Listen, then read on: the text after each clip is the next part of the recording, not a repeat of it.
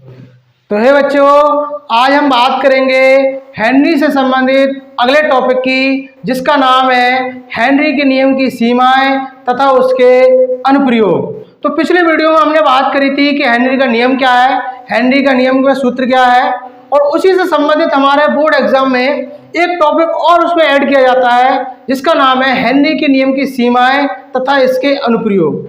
Henry के नियम की सीमाएं क्या कहती हैं, यानी कि हेनरी का नियम जो हमारा इस्तेमाल किया जाता है, दैनिक जीवन में भी इस्तेमाल किया जाता है, और हेनरी के नियम के अकॉर्डिंग कुछ कंडीशन होती हैं। तो हेनरी ने कुछ सीमाएं भी क्या कहते हैं प्रतिपादित करी थी और उन्होंने कुछ सीमाओं को बताया था। तो आज हम इस वीडियो में बात करेंगे हेनरी के नियम की कुछ सीमाओं की और उसके अनुप्रयोग की। तो ठीक है, तो मैंने कुछ लिखा है जिसमें हम बात करेंगे। ठीक है, तो हेडिंग है आपकी हेनरी के नियम की सीमाएं। अब हेनरी का नियम की सीमाएं में क्या कहता है, हेनरी के नियम की सीमाएं होती हैं, हेनरी के नियम की सीमाएं होती हैं जिसमें हमने पहला पॉइंट लिखा है कि यह नियम केवल कम दाब व उच्च ताप पर ही गैसों के लिए लागू होता है। इसका मतलब आप समझे, यानी कि हेनरी का नियम आप जब ही फॉलो कर पाओगे जब आपका दाब कम होना चाहिए और ताप को यानी कि उच्च रखना चाहिए। पता चला कि आपने दाब को ज्यादा लगा दिया, बोतल फट गई या कोई भी चीज है, वहां पर आपका हेनरी का नियम लागू नहीं होगा। यानी कि पहली कंडीशन आपकी जबी है कि आपका ताप आपका उच्च होना चाहिए और दाब आपका कम होना चाहिए, तभी आप हेनरी के नियम को इस्तेमाल में ला सकते हैं। उसके बाद में दूसरा पॉइंट है कि गैसों को विलायक से क्रिया करके कोई अन्य यौगिक नहीं बनना चाहिए। मतलब कि अगर आप किसी गैस को मिला रहे हो विलायक में तो वो यौगिक कोई नया नहीं बनना चाहिए। पता चला कोई एक ऐसी जहरीली चीज बन गई जो हमारे लिए नुकसान हो जाए, किसी और के लिए नुकसान हो जाए, तो वहां पर भी आपका हेनरी का नियम लागू नहीं होगा। यानी कि आपको ये चीजें भी दिमाग में रखनी है कि गैसों की विलायक से अगर आप क्रिया करा रहे हो तो कोई एक अन्य यौगिक नहीं बनना चाहिए, तभी आपका हेनरी का नियम लागू होगा।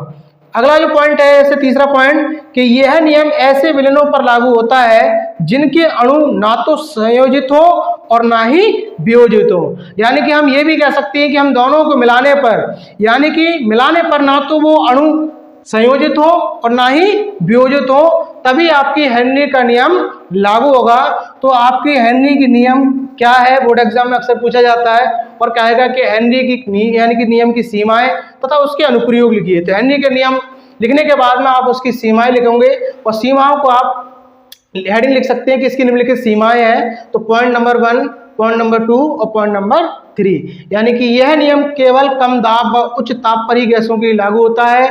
गैसों को विलायक से क्रिया करके कोई अन्य यौगिक नहीं बनना चाहिए, और यह नियम ऐसे विलयनों पर लागू होता है जिनके अणु ना तो संयोजित हो और ना ही वियोजित हो। तो ये हो गई आपकी हेनरी के नियम की सीमाएं।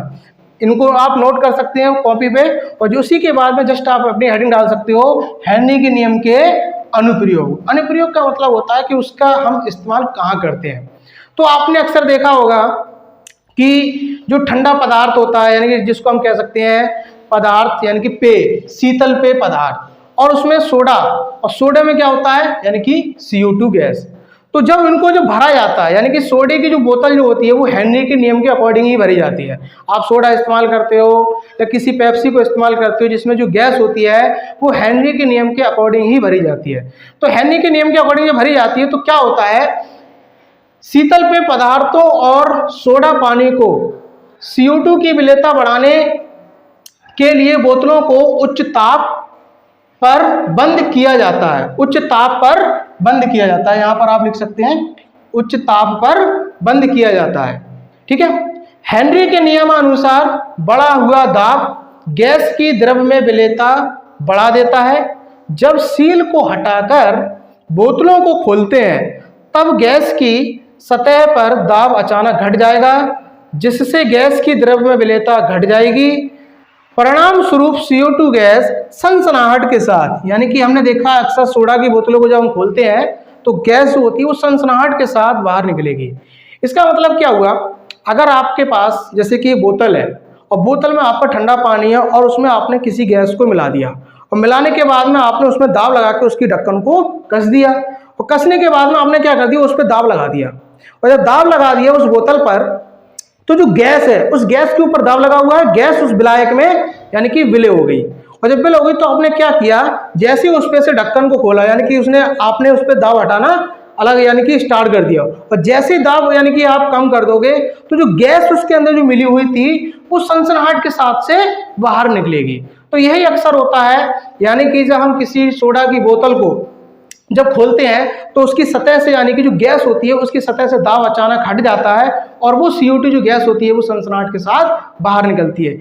इसलिए हमने लिखा है कि शीतल पेय पदार्थों और सोडा पानी में CO2 की विलेयता बढ़ाने के लिए बोतलों को उच्च ताप पर बंद किया जाता है। और हेनरी के नियम के अकॉर्डिंग हम जानते हैं कि बढ़ा हुआ जो दाब था वो द्रव में विलेयता को बढ़ा देता है। और जब सील को हटाकर यानी कि आपने ढक्कन को जब उसको खोला तो उसकी सतह से यानी कि आप प्रेशर को कम कर रहे हो, और जब किसी चीज को प्रेशर को कम करते हो तो वो चीज सनसनाहट के साथ, जैसे मान लो अगर आपने किसी को यानी कि किसी में यानी कि बंद कर दिया हो और उसको उसमें क्या कहते हैं बोल दिया कि आपको यहीं रहना, तो उसकी दम घुटने लगेगी, और जैसे उसकी सतह से आप उसको खोलोगे तो उसको आराम से मिलेगा कि हाँ मुझे अब सुकून सा मिल गया है। तो CO2 गैस का यही सिद्धांत होता है कि जब उसको ठंडे पानी में जब भरा जाता है तो वो गैस जो होती है वो उसके अंदर यानी कि विलय होती है, वो भी कब, जब उसके ऊपर से दाब लगाया जाता है। और जब दाब को हटा दिया जाता है तो उसकी सतह से यानी कि जब दाब को हटाने पर उसकी जो प्रेशर होता है वो कम हो जाता है और वो बिल्कुल पूर्ण रूप से सनसनाहट के साथ बाहर निकलती है। ऐसे ही हमारा ऊंचाई पर यानी कि जो पर्वतारोही होते हैं वो लोग भी जब ऊपर जाते हैं तो ऊपर जो धरातल की अपेक्षा ऊपर जो होती है वो वायुमंडल जो होता है वो कम हो जाता है, यानी कि उसकी गैस की मात्रा जो कम हो जाती है और उन्हें सांस लेने में दिक्कत होती है। और जब सांस लेने में दिक्कत होती है तो उन्हें एनोक्सिया नाम का रोग हो जाता है, जिससे बचने के लिए वो अपने पीठ पर ऑक्सीजन का सिलेंडर लेके जाते हैं। तो ये बहुत सारी चीज यानी कि चीजें हैं जो हमारी हेनरी के नियम के अनुप्रयोग के अंतर्गत आती हैं। तो आपसे बोर्ड एग्जाम में अगर सवाल आता है कि हेनरी का नियम क्या है, हेनरी का नियम आप लिख सकते हो, हेनरी के नियम की सीमाएं क्या है, हेनरी के नियम की सीमाएं को आप लिख सकते हो और उसका एक अनुप्रयोग भी लिख सकते हो। ठीक है, तो आज की जो आपकी जो वीडियो है हेनरी के नियम को पूरा हमने कवर कर लिया। हेनरी का नियम क्या है, हेनरी के नियम की सीमाएं क्या है और हेनरी के नियम के अनुप्रयोग क्या है। ठीक है, तो अगली जो वीडियो होगी इसी चैप्टर में, चैप्टर नंबर 2 है जिसका नाम है बिलियन। बहुत अच्छा चैप्टर है और इसमें से बोर्ड एग्जाम में अक्सर पूछा जाता है। तो इसका जो सबसे मोस्ट टॉपिक है राउल्ट का नियम। राउल्ट का नियम किससे कहते हैं, राउल्ट के नियम से संबंधित कुछ सवाल आते हैं। तो जो अगली जो वीडियो होगी हमारी वो उसी पर संबंधित होगी। आज के लिए हम इसी वीडियो को क्या कहते हैं इसी चीज में कवर करेंगे और आप हमारे इस चैनल को सब्सक्राइब करेंगे, लाइक करेंगे, शेयर करेंगे, अपने दोस्तों को बताएंगे, सबको बता दो कि हाँ हमें एक सर हैं और वो अच्छी तरीके से हमें यानी केमिस्ट्री में टॉपिक बाय टॉपिक कवर करा रहा है। और यकीन मानो बच्चों इस चैप्टर के बाद जो भी आपका चैप्टर होगा बोर्ड एग्जाम में पूछने वाला होगा मैं सारे के सारे कवर करूंगा। ठीक है, आज के लिए इतना ही। Okay bye.